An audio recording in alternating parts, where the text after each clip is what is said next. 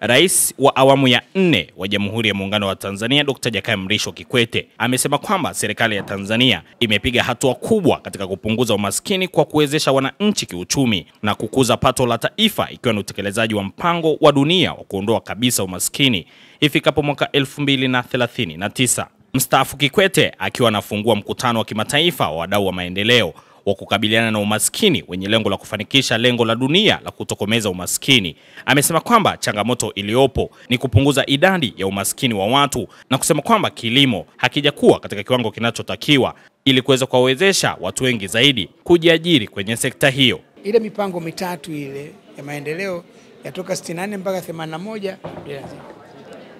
Kwa hapo kwanza, hilo jambo la kwanza, yani katika jitihada ya kupambana na umaskini na kuleta maendeleo ya nchi yetu, Mwalimu amelikazania hilo, ameliweka hilo kama jambo lake kubwa la msingi.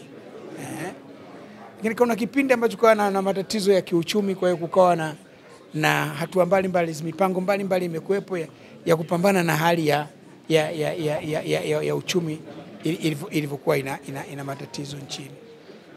Kwa hiyo wakati wa Mzee Mkapa sasa na Mzee Mwinyi amekuwa kipindi hicho ambacho kweli zaidi ile mipango inayohitaji ile NESP, ile National Economic Survival Program, Economic Recovery Program, ile structure ilikuwa kipindi cha zaidi mwishoni pale Mzee Nyerere alipomaliza, lakini pia ni kipindi cha Mzee Mwinyi.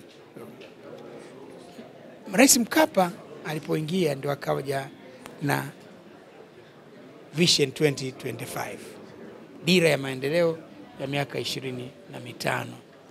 Lakini yote hayo shabaha yake bado ni ile kubwa ya msingi: kupunguza umaskini, kuondoa kupambana na maradhi, kupambana na ujinga, lakini na kukuza uchumi katika ujumla wake.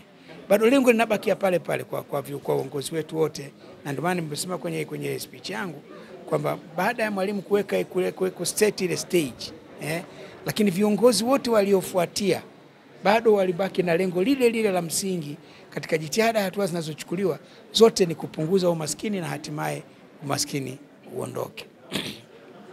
Kwa Mzee Mkapa akaja na ile lengo la milele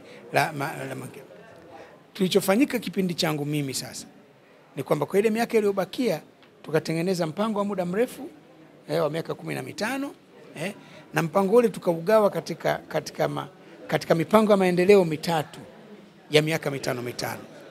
Mpango wa kwanza, kujenga uwezo wa Tanzania kukua, unleashing the growth potential of Tanzania, ambao ilikuwa 2011 mpaka 2016. Mpango wa pili, katika ile mpango wa muda mrefu ilikuwa ni sasa ulikuwa na ujenzi wa viwanda nchini, ujenzi wa viwanda nchini sasa. Na mpango wa tatu ni kujenga uwezo mkubwa wa ushindani wa uchumi wa Tanzania kama katika kanda, lakini katika masoko ya kimataifa. Kwa hiyo hilo ndio mipango ile. Ule mpango wa kwanza katika ile miaka 2011 mpaka kipindi cha mwisho cha uongozi. Mpango ule wa pili wa viwanda ni kipindi cha Rais Magufuli, kipindi chake cha kwanza, ndio maana paka tu anasema Tanzania ya Magufuli, Tanzania ya viwanda, lakini ndio ule mpango wa pili wa maendeleo.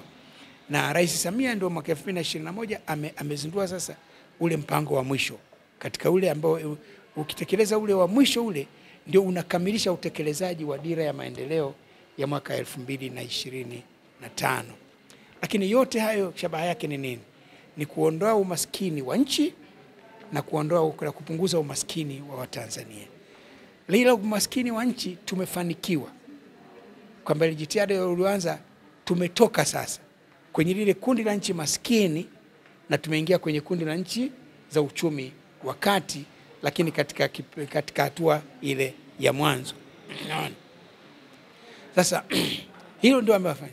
Sasa kinachofanyika chini sasa, kilichofanyika na uongozi sasa wa Rais Samia, ni kutengeneza sasa mpango mwingine, kuweka dira nyingine ya maendeleo ya miaka mingine 25 itakayo tuchukua mpaka mwaka 2050. Hii ya kwanza ya jitihada za Mzee Nyerere mpaka kipindi cha mzee Mwinyi, cha mzee Mkapa, cha kwangu mimi na Magufuli, ilikuwa ni kuitoa nchi kutoka kwenye kundi la nchi masikini sana na kuingia kwenye kundi la nchi zenye uchumi wa kati. Hilo tumefanikiwa. Unaona? Bado changamoto iliyokuwepo ni ile ya kupunguza idadi ya umaskini wa watu. Ule umaskini wa watu ndio kwamba umaskini umepungua, lakini kama nilivyosema mimi bwana, umepungua, unapungua, kasi yake ya kupungua umaskini imekuwa ni ndogo. Na ndio nimeeleza pale kwamba tulipokaa chini na wataalamu wakasema bwana, umaskini kasi inakuwa ndogo kwa sababu kilimo hakijapata kasi kubwa ya kukua. Hakijapata kasi kubwa ya kukua, kilimo kinakuwa katika kasi ya 4%. Ndio maana tulianza jitihada zile za kilimo kwanza na jitihada mbalimbali zile za kukuza kilimo na kuendeleza kilimo, lakini shabaha yake bado ni ile kwamba tukiweza kufanikiwa kasi ya kilimo ikaongezeka, mapato ya watu wanaoishi kwa kutegemea kilimo yakaongezeka, tutapunguza sana kasi ya kupungua, tutaongeza sana kasi ya kupungua kwa umaskini. Kwa muhtasari ndio kinachoendelea hapa. Sasa mabingwa hapa watakaa kujadiliana, tutaongezaje kasi ya kuelekea kwenye mwaka 2030 ambapo duniani anatakiwa asiwepo hata maskini mmoja. Hayo ni malengo ya Umoja wa Mataifa.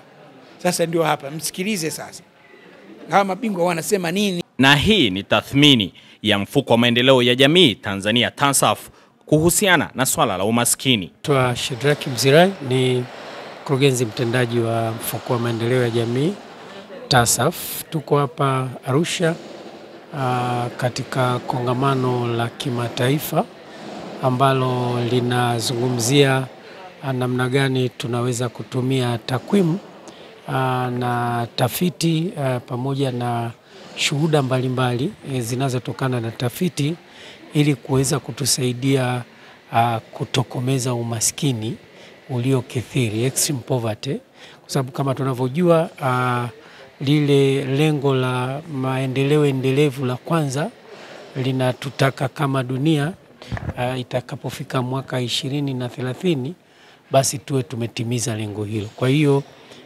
tunajitahidi kuona ni namna gani, juhudi gani zifanyike ili tuweze kufikia lengo hilo kwa haraka. Sasa sisi kama TASAF tunafahamu ndio tunashughulika na kuhakikisha lengo hili linakamilika, ikiwa kama moja ya program kubwa ya serikali ya Tanzania ya kuondoa umaskini uliokithiri.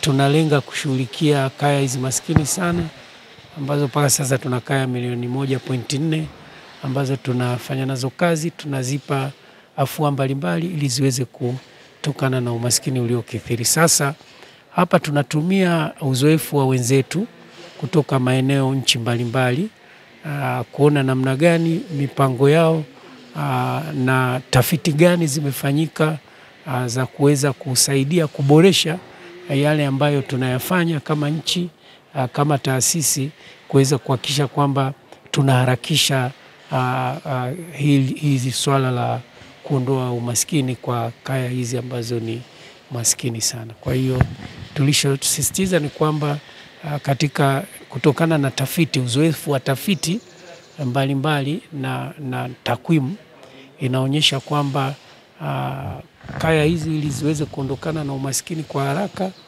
pamoja na kuwapa ruzuku zile ambazo tunatoa kila mwisho wa miezi miwili, lazima tubuni mbinu nyingine zaidi kwamba unawapa ruzuku lakini unawajengea uwezo waweze kuanzisha miradi ambayo itawapatia kipato endelevu ili kuweza kujikwamua kutoka kwenye umaskini uliokithiri kwa njia endelevu. Kwa hiyo inatokana na takwimu ambazo zimefanywa na tafiti. Kwa hiyo ndio mambo ambayo tulisisitiza kuboresha utekelezaji kwa kutumia teknolojia zaidi pamoja na mambo mengine.